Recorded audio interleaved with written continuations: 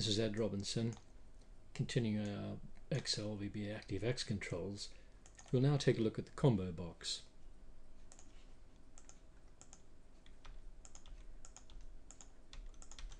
So we can choose our combo box.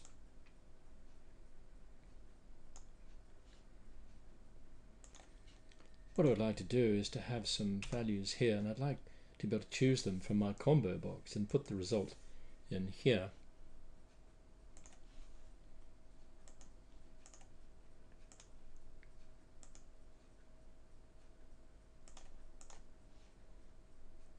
So I'll need to take a look at the properties of the combo box in design mode, so I can click on that. I don't need any of this at the moment, so I'll delete that and take a look at the properties. So I'll right click and take a look. The two particular properties that I'm looking at are the linked cell down here, and that's going to be B5. Remember, that's this cell which is here, B5. So just making sure that linked cell is B5. What I also want to consider is the list fill range, which is where the data is coming from, and you can see that is E2 to E4.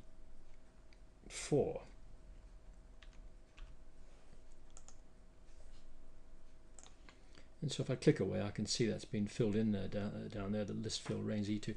It's always a good idea to check and make sure you press enter or click away to make sure that it is actually changed. It's a common mistake that these don't get changed properly. So now if I make sure I've taken the design off, and then I can see I've got a choice there. I can choose any one of those, and that will appear in B5. I'd like now to accommodate some more data. The first thing I need to do is to go to the properties of the combo box and look for the list fill range and modify that. List fill range, you see at the moment, is E4. You can just manage to see that probably. I'm going to change that to F4, so that will encompass the whole range. So if we click, well, nothing seems to have changed there much, so let me go to the properties again. We need to take a look at this column count property here. You probably can just see that as well. Change the column count to 2 here, and let's see what difference that makes. Well, we can just see them, so what that means is we should just increase our combo box, make that a little wider, and then just take the design off and try that. You can see that's picking up both. So it's picking up the stock in here, but what if I want to pick up the second column here? That's what we call the bound column. So if I take a look at the properties once again and take a look at the bound column, which is here, a bit of a tricky one, this one. I can change that to 2. That means that the data is coming, or you can see it change straight away. The data is coming from, the bound column is the column the data is coming from. So if I take my design off, and I can choose expenses, for example, and you can see the corresponding value will be entered into cell B5. At the moment, if I drop that down, I've got the two columns appearing, stock and the value. Let's say I wanted only the stock to appear. Well, this is rather a cosmetic adjustment. I'll just go to design again and take a look in here. It's the column widths, which is here. So I'll make that a 1 for to say that I will be using the first column, but for a 0, meaning I'm not using the second column. Now, if I try that, take the design off, you can see that only the 1 appears, and when I click it, you'll see its corresponding value will appear. It's rather, as I say, a cosmetic adjustment. The two columns are really there, but it's just you're using the column widths, which is here, the column widths, to just display. It's only what you see, but behind the scenes there are 2 columns, but it's just showing you the one on the left. We could try a rounding off exercise using some of the principles of option buttons, command buttons, and so on. What I've got here is a sheet here which I've called Company XLSM, and it's got 2 worksheets with the same sort of set out, but different figures here, you'll notice, actually, just for the sake of it. So there are 2 different sheets that I've got within this particular workbook called Company XLSM.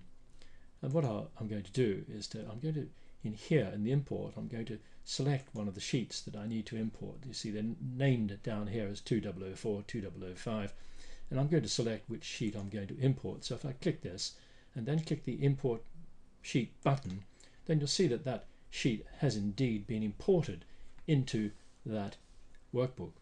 Well, I could leave that to you as an exercise if you'd like to pause the video, but what I'll do, I might just go through it in stages and show you in stages how to build up to getting the final application.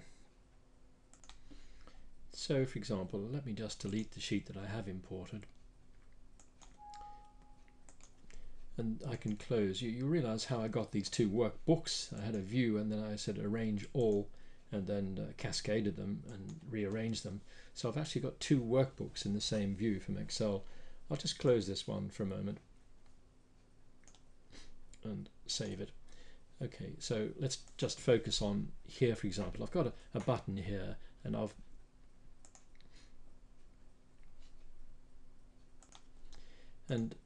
named it CMD, import sheet, and given it that caption. What I'd like to do as a sub exercise is I'd like to, when I click that button, for it to tell me the name of the current workbook, which is Analysis XLSM. So you could write some code to do that. So you might have something like this.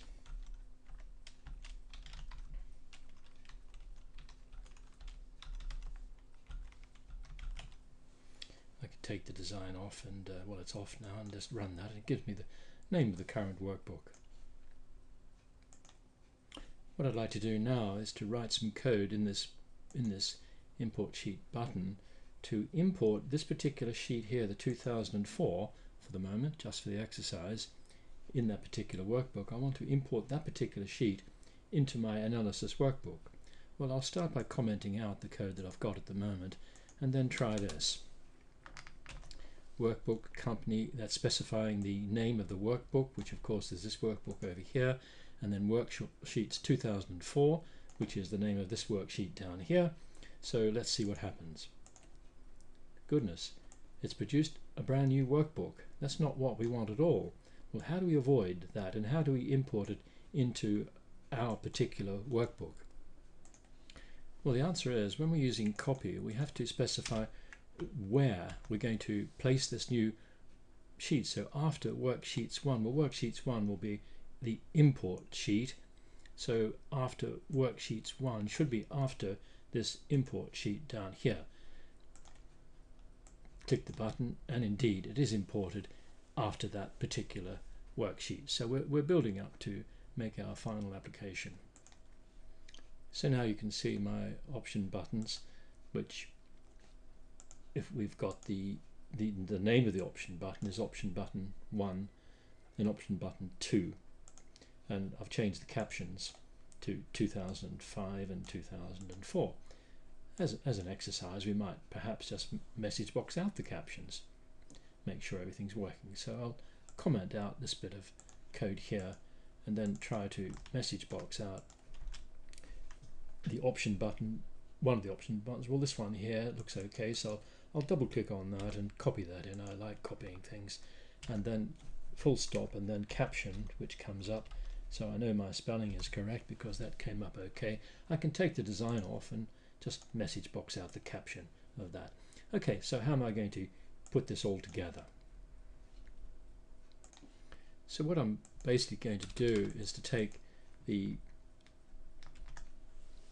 make a variable which represents a sheet name. That sheet name could be the caption 2004, 2005, so that I can use my workbook statement. Instead of having it hardwired to be 2004, I can replace it with this variable. Then I can make a choice from my option button to pick up the caption. If option button 1 is true, then the sheet that becomes the caption.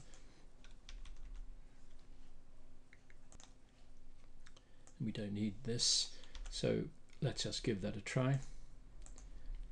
Yes, so that imports the sheet after the import sheet brings in that particular sheet. We could try it again for the other. If I click this one, that should import the 2004 sheet after the import sheet. If you like, you could, it might be helpful to put a breakpoint in here and run it and just make sure the sheet name does become 2004 depending on the option value and so on.